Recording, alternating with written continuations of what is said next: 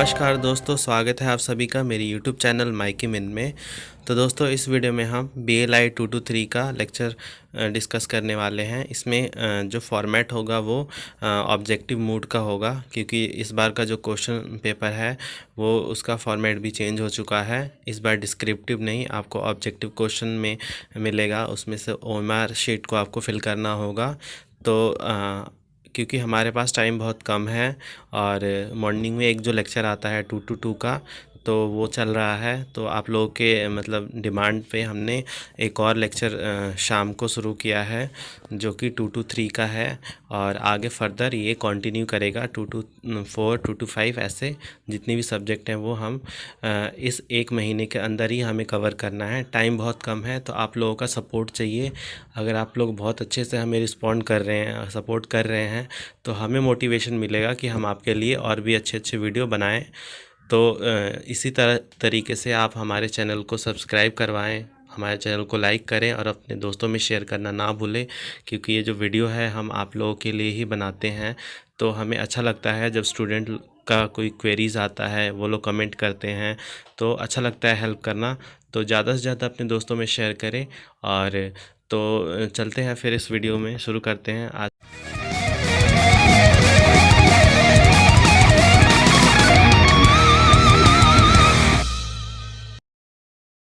तो ये BLIS 223 का लेक्चर सीरीज़ है। इसके अलावा एक और लेक्चर सीरीज़ चल रहा है 222 का। अगर आपने वो नहीं देखा है तो वो देख लें, वो मॉर्निंग में लेक्चर आता है और ये हमने नया शुरू किया है। उस लेक्चर में काफ़ी सारे रिक्वेस्ट आ रहे थे कि जो बाकी के सब्जेक्ट है उसको भी कवर करें, तो हम 2 to 3 भी लेके आए हैं। इसके बाद 2 to 4 और बाकी के लेक्चर भी साइमल्टेनियसली आएगा। तो आपसे रिक्वेस्ट है, अगर आप हमारे चैनल पे नए हैं तो चैनल को लाइक कर दें, सब्सक्राइब कर दें और अपने दोस्तों में शेयर करना ना भूलें। आज का जो लेक्चर है उसमें जो क्वेश्चन होंगे वो MCQ फॉर्मेट के होंगे और उसमें हिंदी के बच्चे के लिए भी है, क्योंकि लास्ट वीडियोज़ में काफ़ी सारे रिक्वेस्ट आए थे कि सर जो क्वेश्चन है उसको हिंदी में भी आप लेके आएँ। तो ये दोनों लैंग्वेज में है। PDF जो मिलेगा आपको वो हिंदी और इंग्लिश दोनों में होगा। तो आई एम श्योर आप लोगों को काफ़ी हेल्प होगा इस लेक्चर से, जो हिंदी के स्टूडेंट हैं उन लोगों को। तो हिंदी के स्टूडेंट से ख़ास करके एक रिक्वेस्ट है कि आप अपने जो कोई हिंदी का ग्रुप है या फिर कोई भी आपके हिंदी के जो दोस्त हैं उनमें ये लेक्चर ज़रूर शेयर करें, ताकि हमें सपोर्ट मिले। अगर हमें ज़्यादा से ज़्यादा सपोर्ट मिला तो हम हिंदी वाले जो लेक्चर हैं सेपरेट एक लेक्चर लेके आएंगे। और तो उनको आप जितना सपोर्ट कर सकते हैं इस लेक्चर को, ये इंट्रोडक्टरी लेक्चर है। अगर इसको ज़्यादा सपोर्ट मिलता है तो हम हिंदी का एक अलग सा लेक्चर लेके आएंगे, क्योंकि हमारे पास टाइम नहीं है। तो हमें सारे लेक्चर को कवर करना है बहुत कम टाइम में। और ये हमें इसीलिए हम ये सारा मतलब लेक्चर लेके आ रहे हैं। तो चलिए फिर शुरू करते हैं। जो पहला क्वेश्चन है वो हाँ, एक बात और, दोनों लैंग्वेज में है, तो मैं इंग्लिश में पढ़ दूंगा और हिंदी में आप लोग खुद देख लेना, या फिर ये यहाँ पे लिखा हुआ है PDF से आप खुद समझ जाओगे। बाकी मैं बोलूँगा तो हिंदी में ही बोलूँगा, तो आप लोगों को समझ में आ जाएगा। क्योंकि दोनों लैंग्वेज में बोलूँगा तो बहुत लंबा लेक्चर हो जाएगा, तो इसीलिए हम एक ही लैंग्वेज में मतलब रीड करूँगा। दोनों लैंग्वेज में अगर रीड किया तो फिर काफ़ी लंबा चला जाएगा लेक्चर। तो फर्स्ट क्वेश्चन है, dash is a process of grouping of similar और लाइक एंटिटीज़। एक फिलअप है और ऑप्शन जो है, तो ऑप्शन इस प्रकार हैं। A है क्लास, B है ऑर्गेनाइजेशन, C है क्लासिफिकेशन एंड D है नन ऑफ द अबव, मतलब ऊपर में से कोई भी नहीं। तो जो करेक्ट ऑप्शन है वो है क्लासिफिकेशन। क्लासिफिकेशन एक ऐसा प्रोसेस होता है जिसमें ग्रुपिंग करते हैं सिमिलर एंटिटीज़ को और डिसिमिलर एंटिटीज़ को। एक दूसरे के लिए वो डिसिमिलर होती हैं अगर वो दो या दो से अधिक हैं। तो आगे चलते हैं। हिंदी वाले स्टूडेंट के लिए आप पढ़ लें, ये देखिए सारा क्वेश्चन यहाँ पे है। बाकी आप PDF से भी आप पढ़ सकते हैं। क्योंकि टाइम कम लगे इसीलिए मैं दोनों लैंग्वेज को लैंग्वेज वाले मतलब नहीं पढ़ रहा हूँ। तो चलते हैं, दूसरे क्वेश्चन है यहाँ पे, choose the correct option from the given which best express the example of classification in daily life. इनमें से कोई एक ऑप्शन चूज़ करना है जो कि क्लासिफिकेशन डेली लाइफ को अच्छे से एक्सप्रेस करता हो। तो पहला है postman classifies postal item. Second है fruit seller sort his fruit, book and other material arrange in library, all of the above and none of the above. तो जो इसका करेक्ट ऑप्शन है बी का, सॉरी सेकंड क्वेश्चन का, वो है D, ऊपर के सारे ही। तो चलते हैं आगे वाले क्वेश्चन पे। अ डैश और group is logically called a gene. A dash और group is logically called genes. तो इसका जो ऑप्शन है वो है first class, second creed, third group and fourth none of the above. तो इसका जो करेक्ट ऑप्शन है वो है ए क्लास। अ क्लास और group is logically called gene. Class और ग्रुप को हम जीन्स बोलते हैं। फोर्थ क्वेश्चन आता है हमारा, choose the correct answer from the given option which clearly define knowledge classification. इनमें से चूज़ करना है जो कि नॉलेज क्लासिफिकेशन को अच्छे से डिफाइन करता हो। तो इसका जो ऑप्शन है वो है first arrangement of thought is called knowledge classification, categorisation of knowledge is called knowledge classification, collection of ideas is called knowledge classification, या नन ऑफ द अबव। तो फोर्थ का जो करेक्ट ऑप्शन है वो है B, categorisation of knowledge is called knowledge classification. आगे चलते हैं फिफ्थ क्वेश्चन पे। फिफ्थ क्वेश्चन है हमारा, choose the correct answer from the given option which express the use of classification in library. इनमें से चूज़ करना है एक आंसर करेक्ट ऑप्शन को जो एक्सप्रेस करता हो use of classification in library. Library में जो क्लासिफिकेशन का जो यूज़ है उसको। तो ऑप्शन जो है वो है, it brings together book on the same subject, it facilitate the borrowing function of a library, it built a balanced collection of document in the library, और लास्ट सेकेंड लास्ट है all of the above and last है none of the above. तो इसका जो correct option है fifth का वो है डी, ऊपर के सारे ही जो है वो यूज़ में आते हैं लाइब्रेरी में जब हम क्लासिफिकेशन करते हैं। तो चलते हैं आगे अगले वाले क्वेश्चन पे। Which all option are the example of limitation in the classification process. इनमें से कौन से वो ऑप्शन हैं जो लिमिटेशन बताते हैं लाइब्रेरी क्लासिफिकेशन के। तो फर्स्ट है, इट इज़ कॉस्टली प्रोसेस, ये बहुत महंगा प्रोसेस है। इट मे डिफ़र वाइडली, इनमें बहुत अंतर होता है। It gives book differently at different time, ये बुक को अलग अलग टाइम पर अलग अलग दिखाता है। और जो डी है वो है ऑल ऑफ द अबव। तो इसका भी जो करेक्ट ऑप्शन है वो है डी, ऊपर के सारे। आगे चलते हैं सेवेंथ क्वेश्चन पे। A person who classify book in a library by operating a classification system is called as. एक ऐसा व्यक्ति जो बुक को क्लासीफाई करता हो लाइब्रेरी में ऑपरेटिंग सिस्टम के माध्यम से, उस क्लासिफिकेशन सिस्टम को क्या बोलते हैं, उस पर्सन को क्या बोलते हैं। तो ऑप्शन है क्लासिफिकेशनिस्ट, सेकंड है क्लासीफायर, थर्ड है क्लासिफिकेशनर एंड लास्ट है none of the above.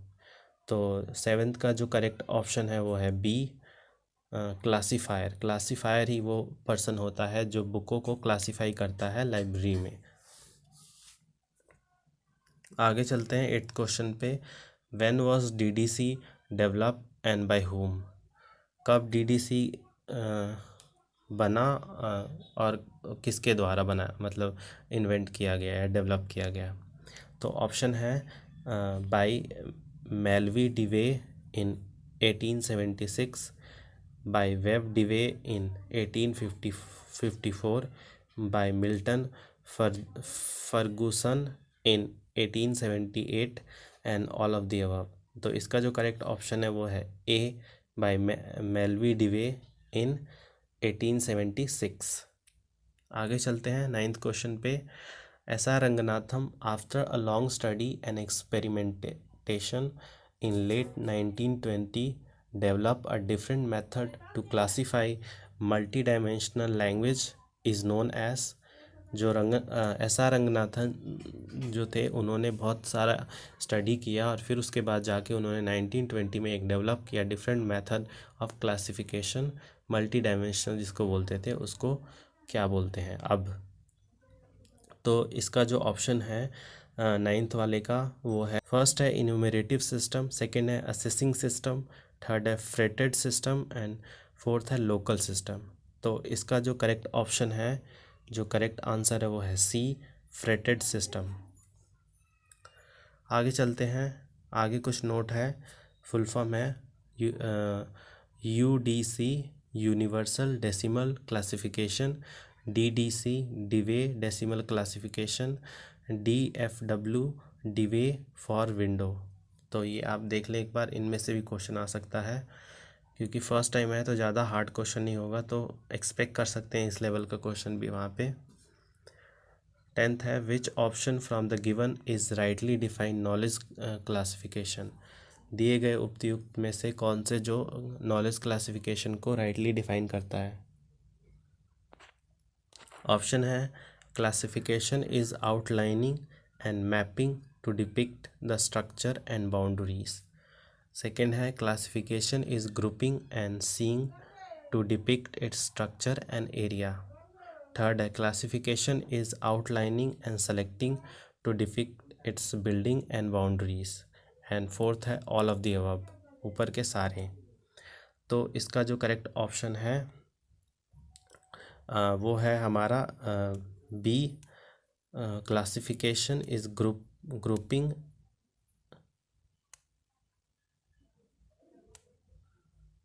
Sorry इसका जो करेक्ट ऑप्शन है वो है A, classification is outlining and mapping to depict its structure and boundaries. तो ये है हमारा 10th क्वेश्चन। फिर चलते हैं आगे। आगे है हम यहाँ पे कुछ नोट्स हैं। नोट्स में है डिफ़ाइन द टर्म, कुछ टर्म लिखे हुए हैं उनको डिफ़ाइन करना है, ये भी आ सकते हैं वन लाइनर में।